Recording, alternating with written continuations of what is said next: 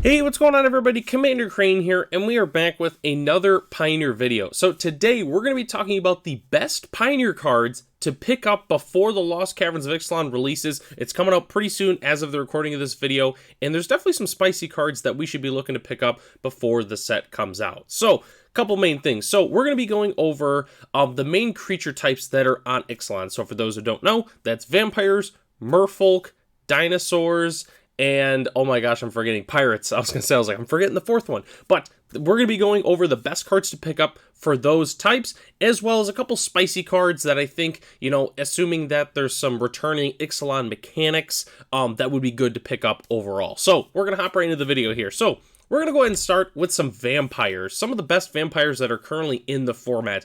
We've got Knight of the Ebon Legion. It's probably the best one-drop vampire, I would say. It's just a really good, solid vampire.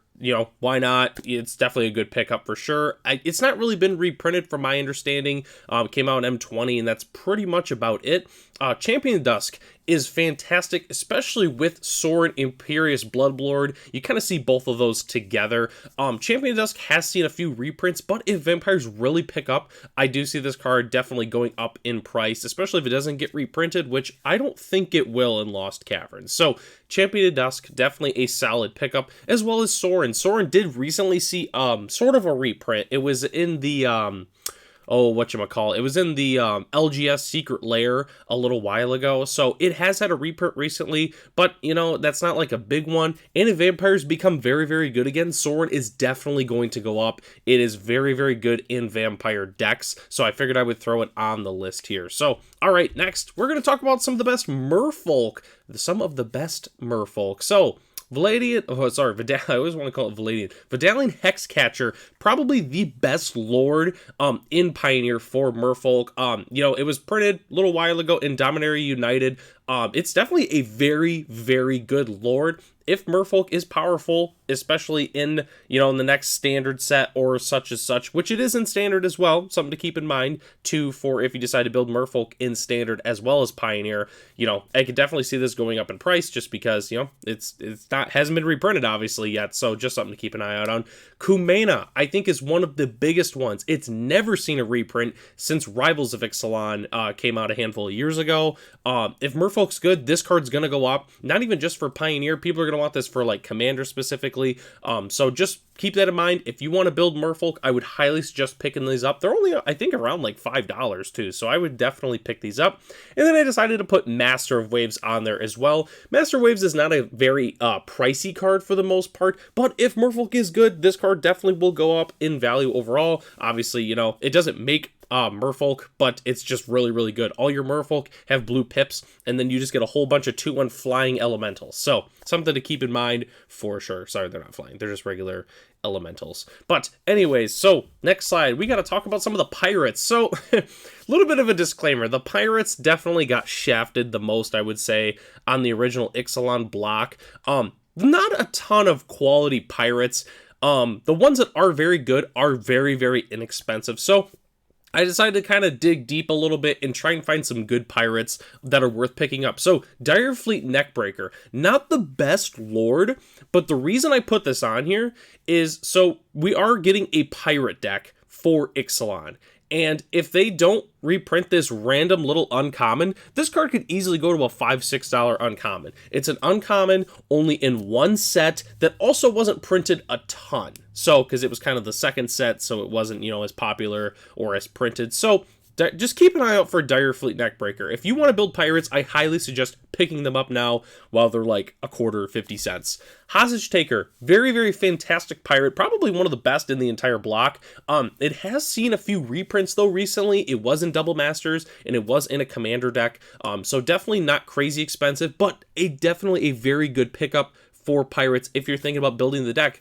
And the last one, Admiral Beckett Brass. It was a mythic in only one set. So again, if pirates are good, this card's definitely going to go up. I'm assuming pirates isn't going to be changing colors at all, so Grix is still pretty safe.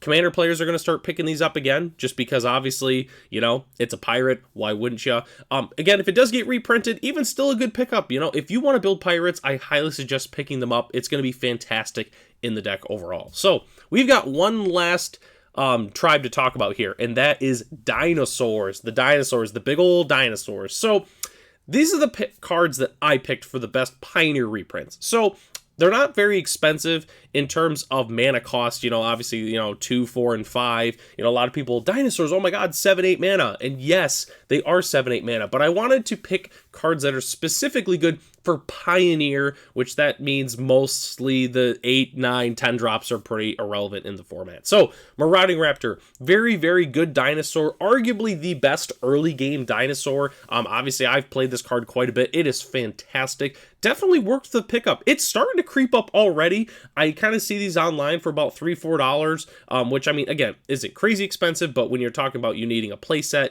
that can kind of add up a little bit.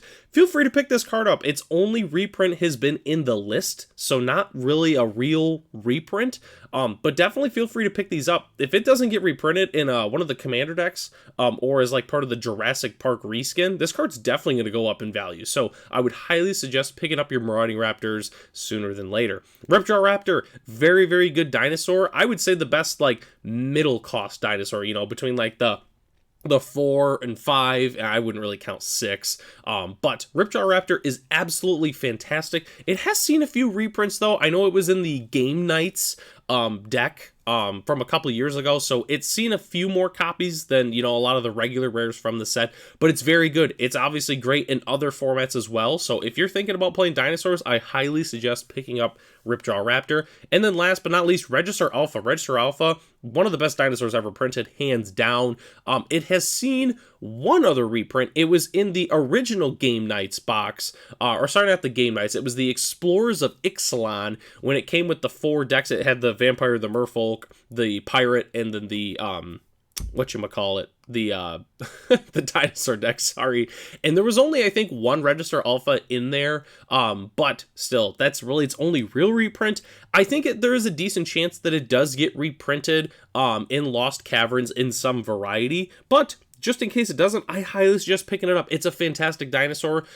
Like, again, it's seen playing Pioneer. Commander players, they're definitely going to want it. Really, anybody who's building a dinosaur deck is going to want Register Alphas. So, definitely pick them up. Do it sooner than later. The card is relatively cheap. I highly suggest picking it up. So, those are all the 4 different creature decks that are in Ixalan, but I got a couple spicy cards to talk about as well. I feel like including these at the end just because there wasn't really one specific deck for the most part. It's more of just the reflection of the mechanics that could happen. So, Reckless Rage. I put this on here because there was a lot of Enrage cards in the original Ixalan block. Reckless Rage is very, very good, obviously, with the Enrage mechanic, so I figured I'd throw it on there. We saw a couple years ago, when Winota was still legal, this card spiked up to like a $5, $6 uncommon, so clearly, we've seen that this card can be expensive, or it can be a pricey card to have in the format. So feel free to pick up your Reckless Rages now. Worst case scenario, you still have a really good removal spell for the format as well.